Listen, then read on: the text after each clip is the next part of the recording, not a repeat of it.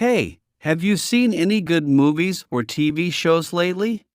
Yeah, I watched The Quiet Place Part 2 last weekend. It's a thriller about aliens.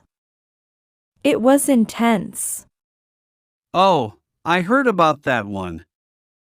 How was it? It was pretty good, lots of suspense.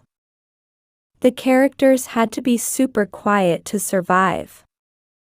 Sounds interesting. I might check it out. What else have you seen? I also started watching Stranger Things on Netflix. It's a cool sci-fi show with kids and monsters. Nice, I've heard good things about Stranger Things. Is it scary? Not too scary, but it's got some spooky moments. The 80s nostalgia is fun too. I'll add it to my list. Anything else worth watching? Well, there's a new superhero movie called The Eternals coming out soon. I'm looking forward to that. Superheroes are always a good time. Let's plan to watch it together when it's out.